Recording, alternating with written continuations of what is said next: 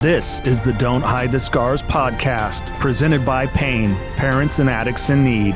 Welcome to Pain's Don't Hide the Scars podcast. I'm Jason LaChance, joined by the founder of Pain, Mr. Flint Andersen. How are you, good sir? I'm well, Jason. How are you doing? Doing well, doing well. Hey, a day talking to you is always a good day. So, life is good. Life is good. You Very sent good. me an article the other day from the New York Times that we want to dig into, and the title of it is I'm a Drug Historian. Trump is wrong about fentanyl in almost every way. Interesting read. I question their expertise because it really just Sure. it's funny because the article, which I'll put in the podcast description if you read it, it wants to paint a black and white picture, but to the other direction and doesn't give space for two things to exist true about the fentanyl crisis. One of the highlights that's stated, and I think a good Right. point to start, is a historian argues the fentanyl crisis stems from decades of domestic drug policy failures, not foreign traffickers or open borders. That's a pretty big blanket statement that just says this is it, which is where I see we continue to struggle to help people at a greater rate. Right. Right. Look, have the drug policies in the past been shady to say the least? I think so. Um, but it's pretty obvious that this so-called expert really doesn't have an idea of what he's talking about. But along those same lines, um, look, I love what President Trump is doing. Mm, But I think he's missing the mark, yeah. as I think most politicians do when it comes to this. I was also watching something the other day where he was saying, he was being asked the question about the fentanyl crisis, and of course his response is, we have saved literally thousands among thousands of people's lives from stopping this drug from coming over the border. And again, I'm not sure how true that is. Mm, Simply because you may have saved their life for the day, but the overall picture, you're preventing, you might be preventing another death by what you're doing, but you certainly aren't giving them a life, yeah. if that makes sense. Absolutely. Because, right? Because what I think President Trump is missing here, because it's never been discussed, at least I haven't found an article, a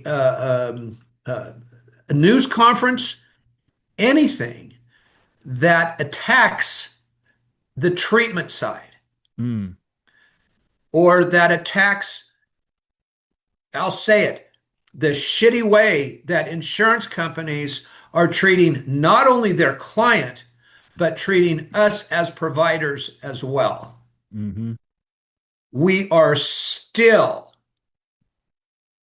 involved in a situation with an insurance company that is 2 years old. And we have all the proper documentation needed for this in order to get paid. This is not a small amount of money. So the insurance companies are putting a lot of treatment centers out of business today. yeah. So I think that's key and it's critical. But I think this quote expert is a bit wrong Yeah. in some of the things that he is saying. Yeah, I think the what always seems to happen one way or the other, to your point, is the treatment side of it. How do we help these people? Because if we're talking, fentanyl, opioids, there's a medical detox is going to be needed here. This isn't the situation of here's some Gatorade, some chicken soup, let's sweat this out. This doesn't work that way. Right. Someone could die in that process. That gets ignored. I will, we're not taking credit away from what law enforcement DEA is doing. We're not Correct. saying that. And yes, maybe it is stopping the traffic of fentanyl and someone isn't starting up becoming a user of it, but it certainly doesn't help that active addict because they're going to Right. go and search and look for something, find a higher price or whatever it is. So it definitely doesn't tackle that side. Just to stop the flow doesn't fix addiction. And that's what It does always not. seems to get left out. So, sure, we can go back and say, as this article does, that the U.S. Quote unquote white markets, prescription drug systems serving mostly white rural communities ignited modern opioid addiction before illicit fentanyl filled the demand. There's some truth to that, but it's not the only thing. Like, okay, Right. let's say that's where it did get. But then what happened? Somebody quickly figured out, oh, we can also go sell this everywhere. So it's very myopic, and this article really paints that picture that of that this isn't an everyone problem, and it is. It's a Correct. whole societal problem. I don't care your socioeconomic status, ethnic background, whatever. This is our country's problem. And we are not doing a better job about giving access for people to get genuine help. And to your point, we've given all control over to the insurance industries around this. Let's see. Do you want to close the show now because you just hit everything on the head? I mean but seriously, that covered it. You know, that was extremely well said, and it's true. We are again. I believe that we're past the. I really do. I think we're almost past the point of no return here Mm, in this. And I was watching again the last post we made, and how we were talking about the fact that you can compare a fentanyl addict, I mean, a fentanyl addict deep into their addiction with the same as somebody that's got stage 4 cancer. mm, mm. It's the same. Yeah. It's the same. And look, just something as recent as yesterday, dealing with a parent and a person who went to a treatment facility, um, who these parents automatically think that this person has done 2.5 weeks in treatment and they're fine. They need to come home. New Perceptions North, the premier drug and alcohol treatment and recovery center in Central California. A full continuum of medically supervised, top quality care with programs for detox and patient residential treatment with dual diagnosis, intensive outpatient treatment, sober living support groups, and more. New Perceptions North provides adult men and women with the highest caliber of professional health care, treating each client with compassion and respect, in a safe, comfortable environment to begin the process of recovery to proudly create and sustain a life without addiction. Call 559-978-1507 or visit newperceptionsnorth.com. That's the other side to this. The fact that people need a longer amount of time in treatment in order to tackle this issue and make sure that they at least have an opportunity to become successful at doing this. And one of the biggest problems that we all face in this industry, of course, are the parents, the families Yeah. that have a tremendous amount of pull in this. Yeah. And so when you've got the insurance companies on one hand and you have parents pulling this horse shit on the other hand, um, wow, what we're up against is almost an impossibility Yeah. to get that person the help that they need. So it always comes back to what are we going to do about it? Yeah. Well, We because just it, go sorry, go ahead. ahead. No. Well, I mean, we look. I'm actually kind of tired of hearing this reporter, and hearing these experts on all of this stuff. The first thing I would like to ask this this person is, are you in recovery? Are you an addict? Do you understand? Do you really understand what's going on here? Not only from the addict's perspective, but from all sides. Yeah. Do you understand this thing? Because it's obvious you don't. Yeah. But everybody's got an opinion. Of course, everybody's got an opinion about everything today without them doing their real facts and getting to the bottom of what's at hand here. Yeah. So again, we know what needs to be done. We know it from boots on the ground, so to speak. We know what needs to be done. Yeah. Trying to get that changed, I'm going to be dead and gone before that ever happens. Yeah. And sometimes we have to ask ourselves, I mean, seriously, is it worth it? Yeah. We're beating our heads against a wall here. Yeah. I mean, everybody that we know that's in this, and you know who I'm talking about, the people that are on social media that we know and we like, right? I'm sorry, we could all be doing it for numerous reasons, but the bottom line is there, we're beating our head against the wall. Yeah.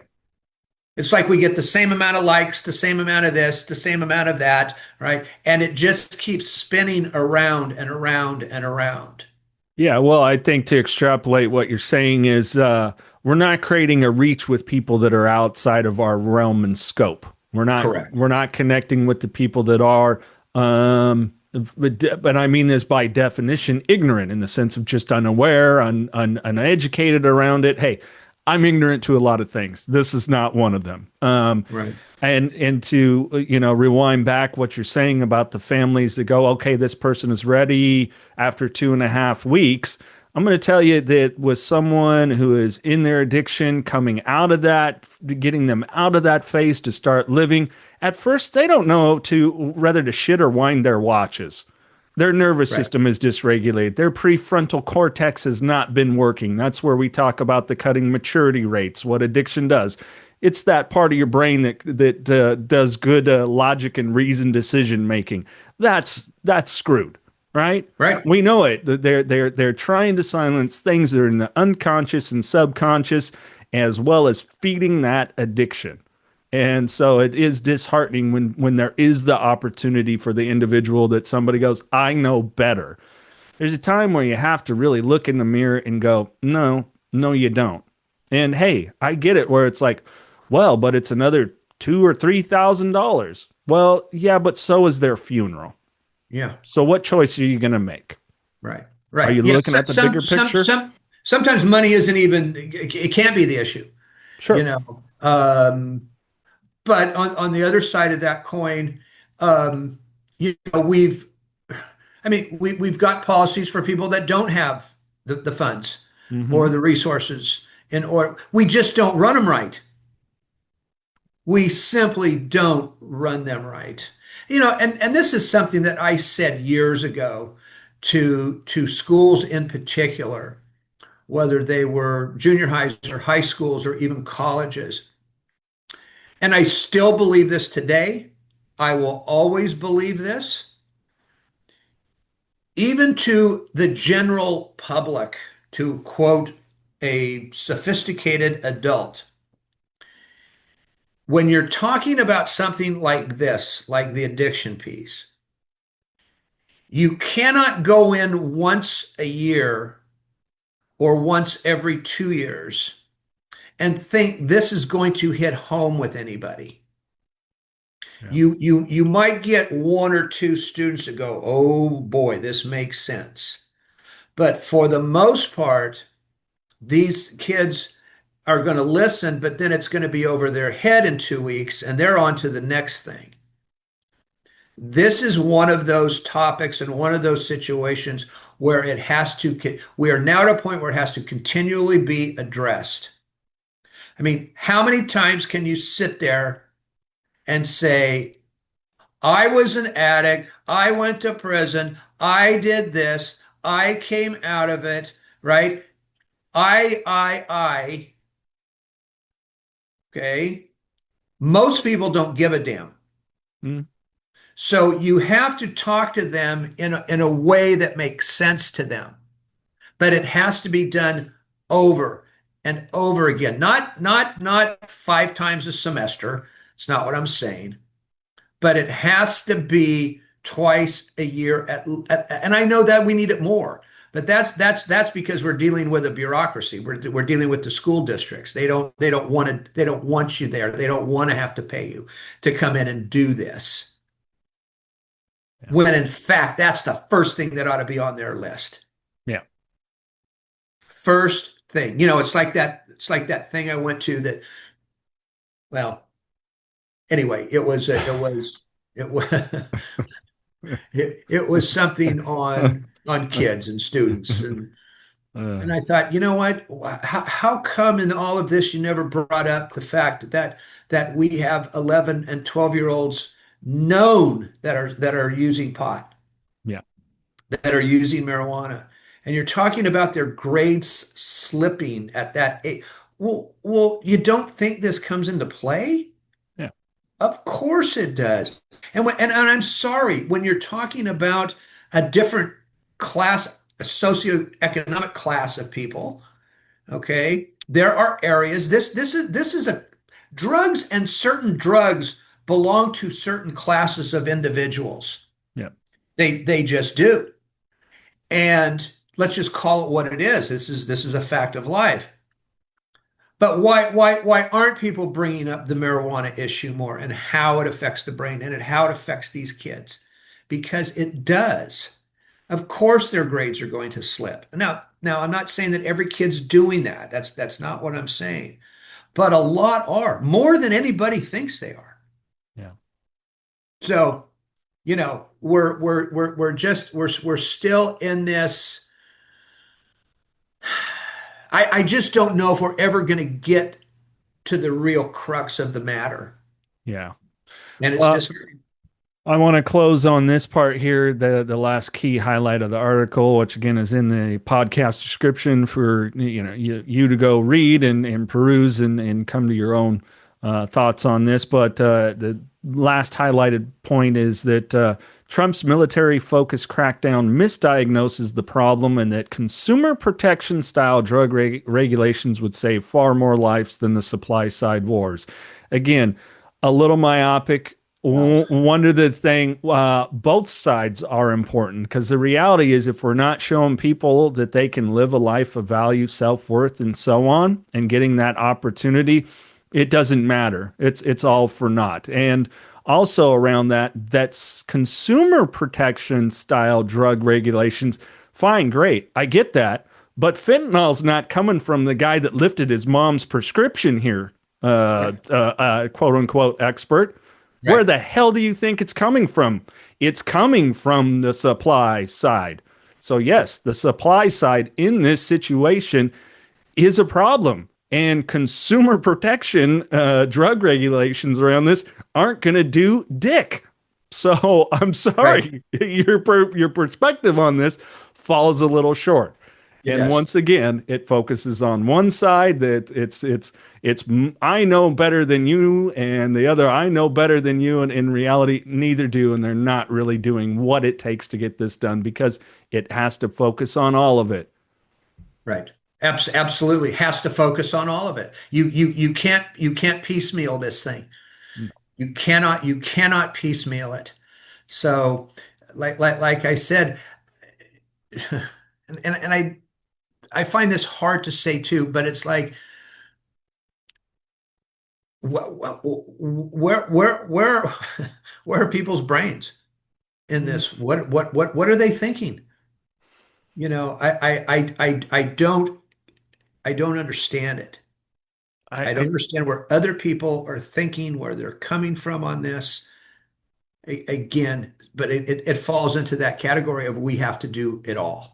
I think they come from a this is my side, that's the enemy, and so they just jump onto that way of thinking and just roll with it and kind of parrot a lot of stuff without actually digging in anymore from the perspective of, Okay, I get it. You may not like this president. You may not have liked the last one. You know, an obvious shift away from the prior president's approach to this to what it is now. But neither one of them is making the impact that we want if we don't have that opportunity to take the addict, show them a different way of living, give them enough time to start to see what that's like, let alone build a foundation of even just doing everyday life, where their Right. focus was living for the next fix. You and I both know what that's like when that is the voice that is running in your head all the time that overrides everything. Right. So I don't know. I that's my opinion. I think people just go, well, I don't like this guy, so I'm not going to agree with that thing, and that's not good. That's dangerous, really. No, it's extremely dangerous, So again, I just believe that we have to keep sending our message, and hopefully, at some point, something turns around, you know. But like I said, it's getting to the point where we're hitting that point of no return. Yeah. Yeah. Well, thank you for listening to Pains Don't Hide the Scars podcast. Again, if you or a loved one is struggling, please reach out to us. The information is in the podcast description. I know Flint and I get in here and we get fired up, but there is hope. I mean, we're examples of it. Thousands of families that have been through the doors of pain are an example of it. And there's people every day that are able to turn their lives completely 180, living prosperously and really thriving. So just know that there is hope, and we're here to help you if you need it. And of course, if this is your first time, hit that subscribe button on whatever podcast platform you're on, or if it's our YouTube channel, youtube.com/@painnonprofit. Subscribe today, leave a thumb up on the video, and share this with someone that you know needs to hear this message.